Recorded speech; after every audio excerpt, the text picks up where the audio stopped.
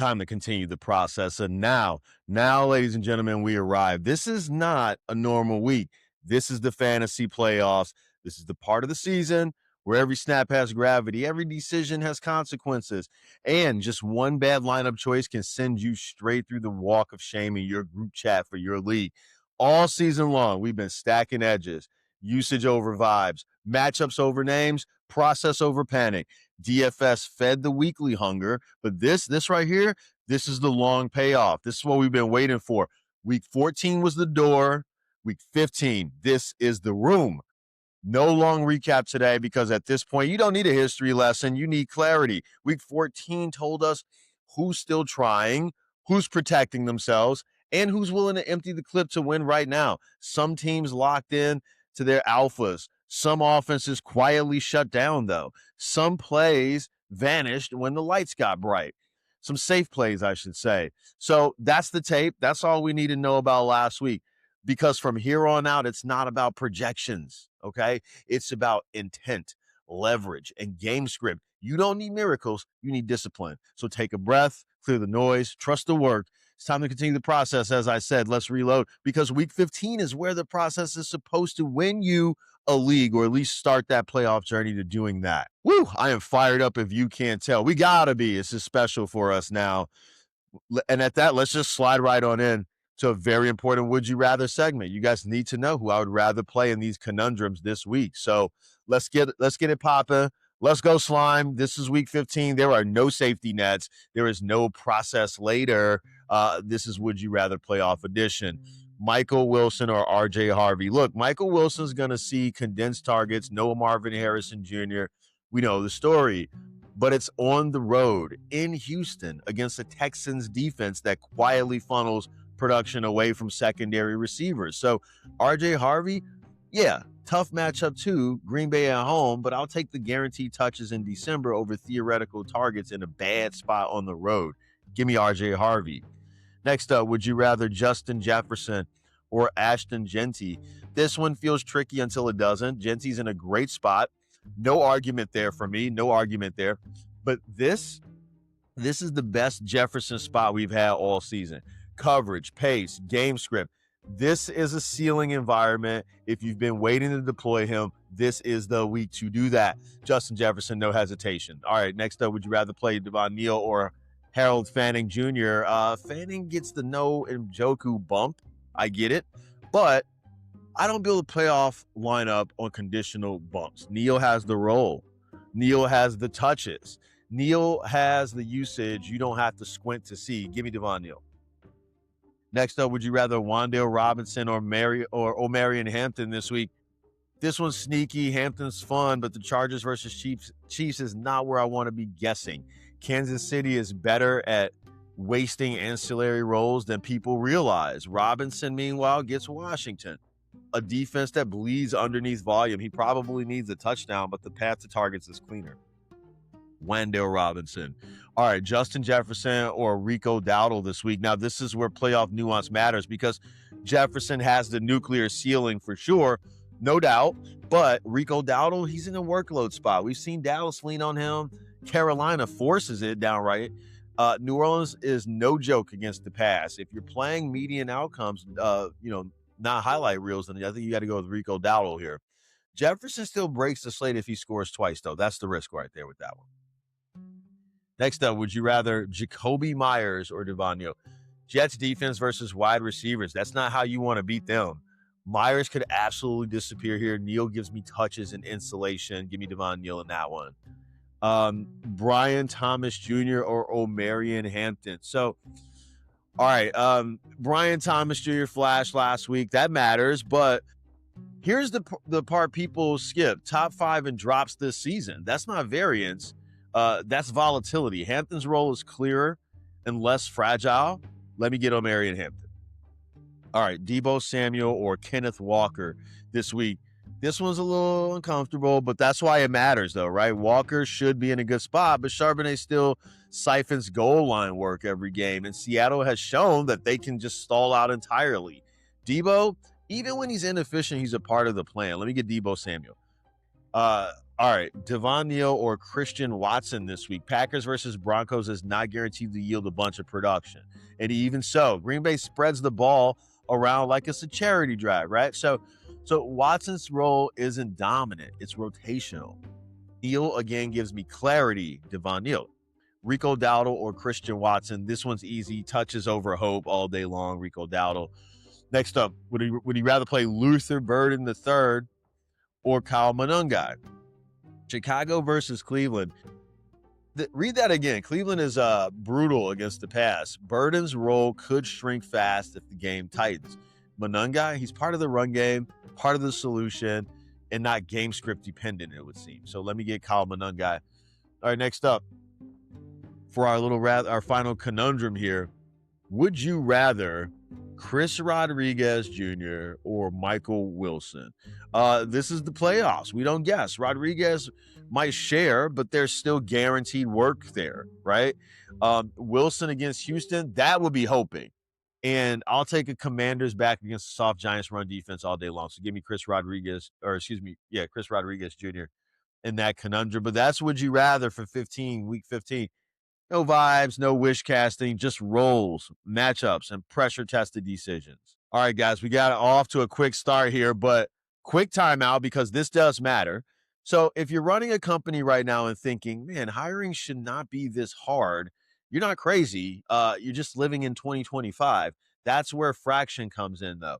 Fraction helps companies plug in senior-level operators, engineers, product leaders, growth marketers, part-time on demand without the hiring drama. No 6-month recruiting slog, no full-time gamble, no we'll know in 90 days if it's a mistake. You get proven talent in your environment, actually shipping work, and if that's not a fit, you adjust. Simple. It's the same philosophy as we use here on The Process. Don't react, reload.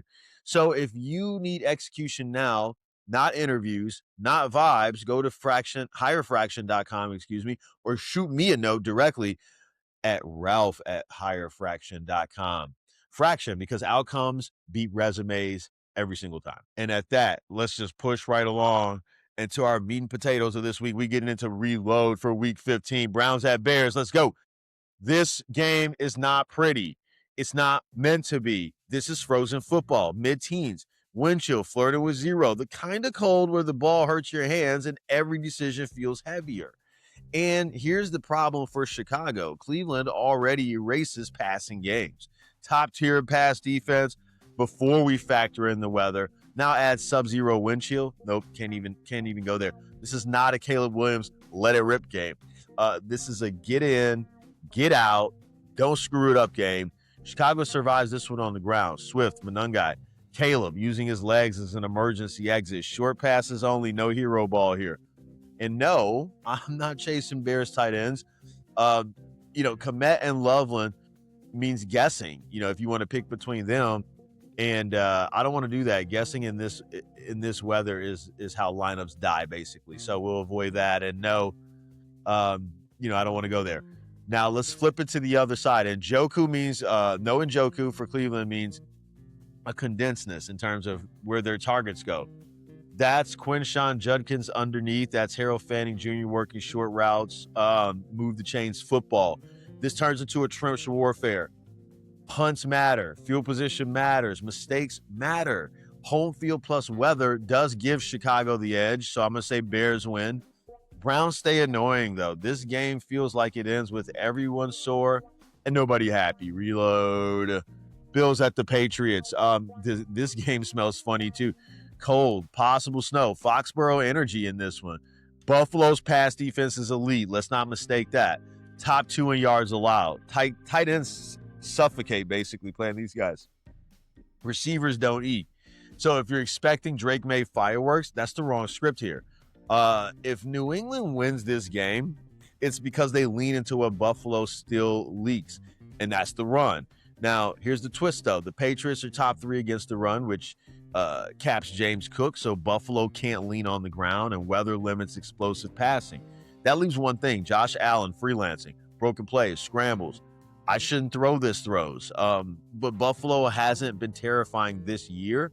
They have been human. We got to admit that here, and this is exactly the kind of game New England drags you into and ask if you're comfortable being uncomfortable.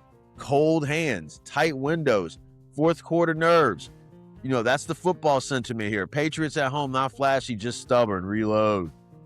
Ravens at the Bengals. This one's clean. No weather nonsense, just stakes. Baltimore bleeds yards through the air. That's not news. And without T. Higgins, this offense condenses hard, which means one thing: Jamar Chase, volume, isolation, no mystery. And the Ravens are middle of the road versus the run. So Chase Brown is fine for season long, but not a slate breaker unless the price were to be collapsed much lower than it is currently for DFS. Now, flip it to the other side. Cincinnati's defense, on the other hand, bad. The boys bad. Not in a good way. Bottom tier against the pass, dead last against tight ends. So Lamar is live, Flowers is live, Andrews and Likely are both real options here. And here's the sneaky part. Cincinnati's actually decent against wide receivers, which quietly funnels production back to the tight ends again as opposed to Flowers. So this becomes a Lamar control game. Take what's there, punish the middle, close, nervy. But Baltimore has more answers. Ravens survive. Reload. On to the Jets at the Jaguars. This is where hope goes to die, y'all. Brady Cook making his first start on the road against a defense that smells blood. This isn't a see what the kid has kind of a game, if you know what I mean. This is a don't get embarrassed game. Jacksonville stacks the box. Absolutely going to stack the box. Force Cook to throw. Sits on mistakes. That's the script right here. I want the Jags defense. That's the play in this one. Offensively, Jacksonville doesn't need to get cute. Etienne, ball control, clock, Jets secondary is legit. No need to force the pass. This is simple. Jags at home. Defense does the work. Reload. Chargers at the Chiefs. All right. This is grown man football, y'all. The Chargers defend everything pretty darn good. The run is probably where they lack the most, and they're middle of the road there. So Kansas City adjusts. That means Kareem Hunt, who gets the goal line work anyway, short yardage trust. It's not flashy, but effective, right? And so we got to look at him this week. The Chargers already beat Kansas City once. That matters. But doing it twice with the second one at Arrowhead, that's a different ask in my book. On the flip side here, Kansas City defends the run and tight ends well, which narrows LA's options fast. If I'm throwing darts, it's Ladd McConkey first, then Quentin Johnson, then Prayer. Chiefs at home, grinded out sort of a win in this one. Reload. Cardinals at the Texans next up. Mismatch right here. Houston shuts down everything Arizona wants to do. Run? Nope. Pass? Nope. Tight end? Nope. This is a nightmare matchup for Arizona Cardinals. Houston's defense is legit with the capital L, especially at home. So what do? Stroud, Nico Collins, Dalton Schultz. Simple, clean, efficient. Arizona can score points, just not here. Marks looks good, especially if Chubbs doesn't sit, or especially if Chubbs sit, I should say. Then that bodes well for him. We don't have to get overly married to him, though. Just kind of keep it within reason. But Texans roll. Reload. Commanders at the Giants. This is chaos football. Both defenses leak. Both offenses inconsistent. Just found out we're not going to get Jaden Daniels in this game either, so it's back to the Mariota show. Debo sneaks into relevance here. I did like him more when we were thinking Jaden Daniels. And the Giants are bottom 4 against wide receivers, but that's the crack, right? Commanders on the road. I would love to say them, but now knowing it's Mariota, you got to shift back to the Giants. You got to be looking at the run game there. But again, I don't want to be picking between Tracy and Singletary. If you need Singletary for seasonal, fine. But I just want to stay away from that. I like the Johnson, the tight end this week. I like Wando Robinson, Sterling Shepard. If you want to take a dart, that's fine. I won't dart on him. But with the understanding now late in the day on Saturday that Daniels is out, then I'm in on the Giants. Reload. Raiders at the Eagles here. Philadelphia wins this game, point blank. The question is how. Vegas is fine versus tight ends, so fade Goddard. They're weaker against receivers. So Devonta Smith, I like him more than I like A.J. Brown. Saquon works both ways, ground and air. He's in a good spot this week. For Vegas, no passing threat, no spacing. Even with Carter out in the middle, I do feel like Philly controls this one. But Jonty can find some room, and I do think that he can eclipse this over under 53 yards or whatever it is. It seems a little low. Without Carter, I want to take my chances on that. But I don't really want anything else. I don't want to be messing around with Sutton, or I'm sorry, Lockett at wide receiver at all. That's pretty much what I see there. Eagles at home. Reload. Colts at the Seahawks. Okay. Seattle's defense clamps receivers, best in the league, but here's the league. Tight end, second most yards allowed to the position. That makes Ty Warren a cash game lock. Now flip it on the other side. Colts can't stop the pass. They can't stop tight ends either, which means JSN eats. Barner probably has a pretty decent game. Seattle spreads them out. Quarterback uncertainty will kill Indy in this one. I think we're going to get to see Phillip Rivers. They brought him in. He passed the physical, and last I heard, he was going to start. So that shows you how much more he has in the tank than Ripien. 44-year-old guy coming off the street. I mean, don't expect the world. We got to go with our head here, and that tells us Seahawks at home. I think we need to consider the Seahawks defense too. Reload. All right, Packers at the Broncos. Denver's defense is real. This is not a cakewalk, but Green Bay has answers. And the answer this week is Luke Musgrave. Denver funnels production to tight ends. That's where love has to go. For the Broncos offense, hard pass. I don't want any of that. Sutton and Franklin are tournament darts only. But in this game, I'm going to take the Packers on the road here. I feel that this is a defensive slog where they find a way to win it in the end. They do appear to be the better team statistically from the eye test. I mean, but both these teams have an issue of playing to the opponent. So we'll see. But I'm going to take Green Bay on the road. Reload. Titans at the 49ers. Look, no drama. Everything for San Francisco. Kittle, CMC, Jennings, Pearsall. Tennessee's a mess. Don't overthink it. Niners roll. Reload. Panthers at Saints. Divisional weirdness. New Orleans quietly defends receivers well, which shifts Carolina to the ground. Rico Dowdle matters. Volume matters here. Chuba Hubbard even a little interesting in tournaments too. I like the idea that they just pound the rock this week. Just pound the rock. Saints counter with Olave and Jawan Johnson. Short areas, control. This is tighter than people think, though, this matchup. But Carolina needs it more. Panthers steal one. Reload.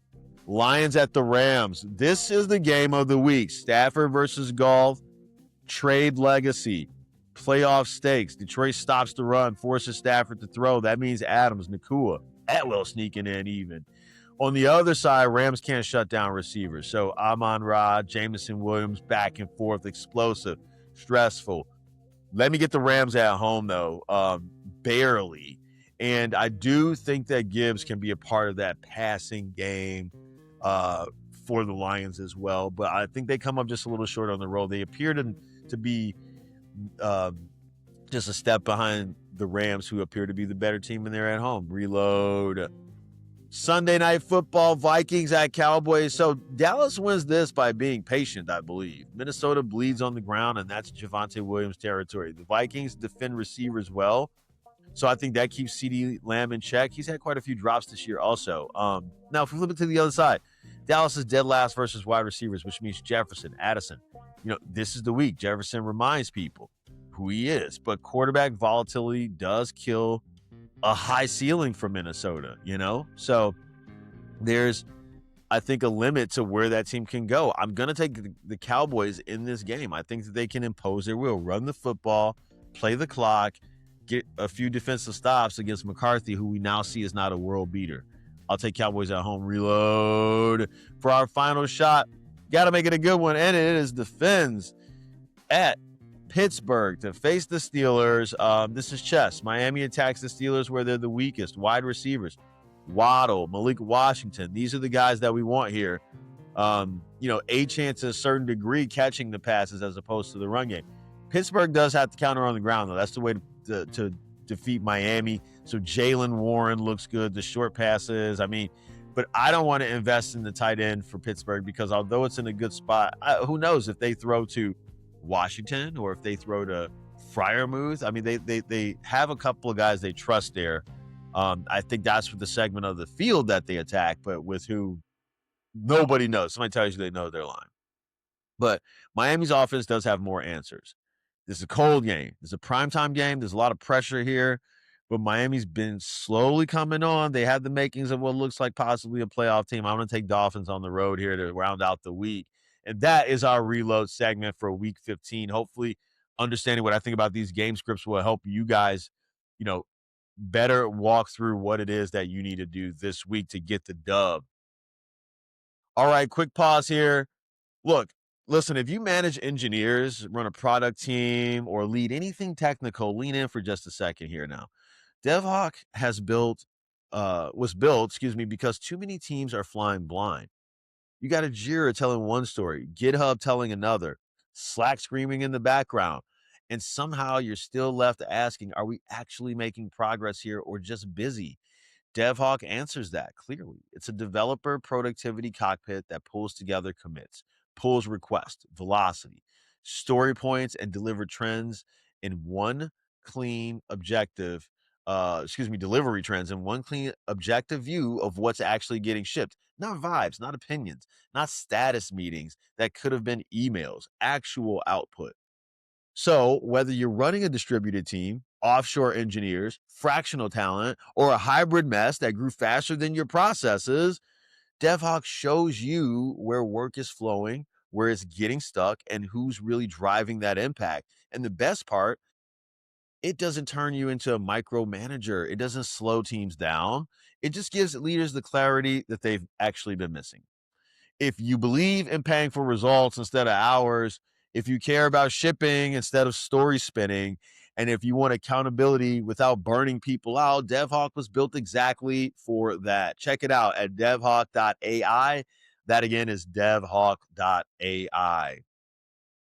And just like that, we pop right back in. Let's go to the DFS section of this week. Let's skip over to the good stuff now. All right, so now we get to the part of the show where I stop dancing around it. This is the good stuff as I put up my picks for the week on the screen here, try to blow it up for you. This is on the website as well, tigerbombsae.com. Now, week 15, DFS is where the field tightens up. The mistakes get punished and the edge matters more than ever. And I'm just going to say it plainly. There's some criminally underpriced spots on this slate. Let's talk about it. Let's talk about how we're going to attack this week. First off, quarterback. I'm not chasing chaos this week. I'm chasing clarity. Matthew Stafford is sitting there in a dome with weapons in a game that wants to shoot out, and he's priced like we're scared of him. I'm not. That's a cash game anchor right there. Joe Burrow, same story, different flavor, more of a tournament thing. But when the matchup says throw and the price doesn't really reflect it, I listen. His price is too low. And if you want to get a little spicy without lighting money on fire this week, um, Herbert and Darnold are exactly in the conversation. Structured offense, defined reads, no hero ball required to return that investment. Now, over to the running backs. Talk through this a little bit. You see who the guys are there, but this is where you win the slate, I feel, this week. Jamar Gibbs is expensive for a reason. He's not a running back. He's a pressure point. You're paying for usage, explosiveness, and insulation from game script, right? Derrick Henry now is still he's in a great spot this week. He's not the Derrick Henry of old, but can he flash enough this week? That's all that matters against a defense that simply does not want that smoke in December. But the real conversation here is the mid-range. Saquon Barkley, that's cash game for me. Saquon Barkley, Rico Dowdle, Chris Rodriguez, guys who are locked into volume while the pricing lags behind reality. This is playoffs DFS. Touches are oxygen. These guys are breathing just fine this week. Now the wide receivers. So where people get cute and lose is at this position usually. You don't have to reinvent football.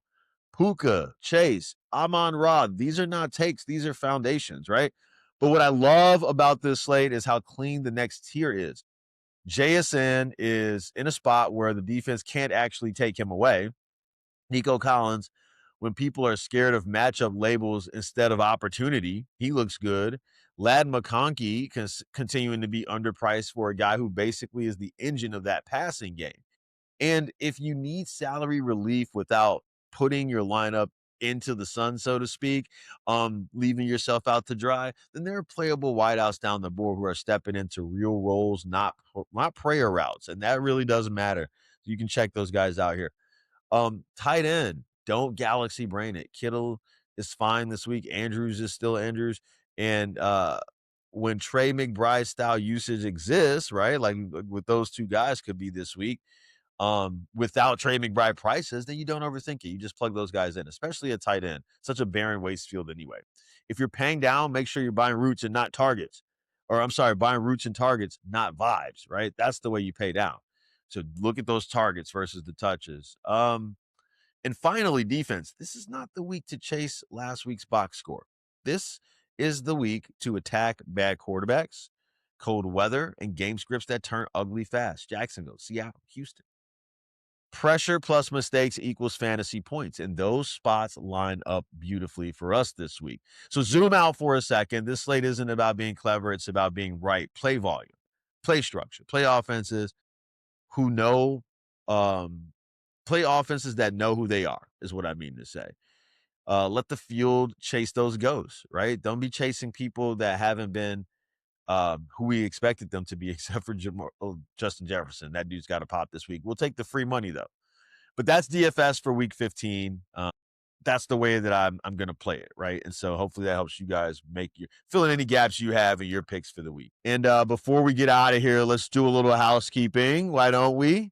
To end up here, this is where we tighten the screws, not where we get cute. First, game sides.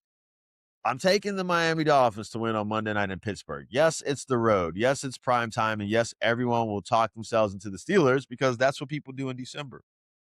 But Miami's playing cleaner football right now. They're creating chunk plays when they need them. And the Steelers offense still lives a little too close to the edge for my taste. I'll take structure over vibes. I'm going to take the Dolphins winning. And then Houston win at home. That one's simple. They're healthier. They're faster. And Arizona doesn't travel well into physical environments. Houston handles business. That's an easy one.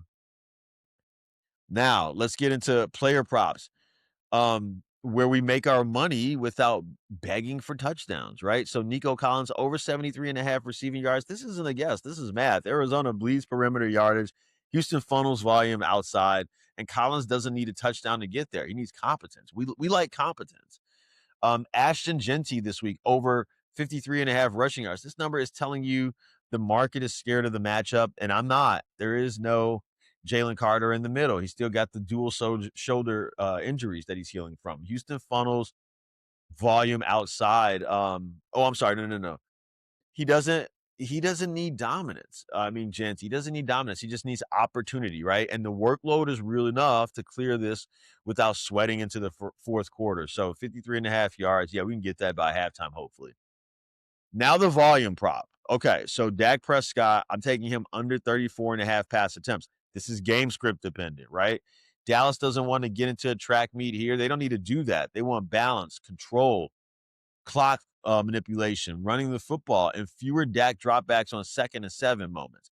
If Dak is under this number, 34.5, then Dallas is doing what they want to do to win this football game. So I'm going to take that. Now we move to the part people don't like, but the part that actually prints that money. TDs, touchdown, volatility props, right? So, okay, let's take a look at that. Kareem Hunt over, so anytime touchdown this week. If this ever feels uncomfortable, you're over, it's a short field is what I meant to say. Goal line roll, no poetry required. Like, this dude gets the goal line work. I think he can punch one in this week. Christian McCaffrey, anytime touchdown. This is the one I meant to say. If this ever feels uncomfortable, don't overthink it. Just play that dude. And this is a good week for him. Josh Allen, anytime a rushing or receiving touchdown. This isn't about play design. It's about chaos. And Josh Allen is chaos near the goal line. When the play breaks down, he can find a way to make it happen. He can use his legs, and sometimes they will short quarterback sneak it with him. That's a very good play in weather this week. Now the fades. This is where discipline matters, right? So Stephon Diggs does not score a touchdown this week, under 0.5. Volume can't lie. Touchdowns don't owe you anything. So I don't think this guy gets the volume. I don't think he gets the looks. Who else do I think does not score a touchdown this week? And you could actually, if you want to parlay these, that's fine. I want to play them individually, but you could parlay all these too. Matt Collins, under. Keyshawn Boutte, under. Mitch Tinsley, under. Kobe Parkinson, under. None of those guys scored a touchdown this week, in my opinion. And these aren't insults. They're acknowledgments of role, opportunity, and probability, and lack thereof, essentially. So we take a look at the board this week. We got 13 total plays, 2 game sides, 2 yardage props, 1 QB volume angle, and 8 touchdown volatility props. No parlays, no lottery ticks, no pretending variance is skill. This is housekeeping. This is how we protect the bankroll. This is how we reload for next week. We don't react, right? All right, that's it. That's the board. That's the process. We've done the work. We've studied the matchups, respected the numbers, and cut through the noise. Now it's time to trust the reps and let it rip. Whether you're fighting for a playoff win, DFS takedown, or just plain old bragging rights, remember this: preparation beats hope every single time. So turn to me, turn to your boy. Set the lineups, place the bets with intention, and when the chaos hits on Sunday, stay calm because you already know what we're doing. That is why we grind. That is why I watch the film. That is why we do this every single week. Good luck this week. Go win. And you already know we will huddle right back up here next week and just continue the process by continuing to do what we do, which is learn, scout, win, and repeat. Peace. My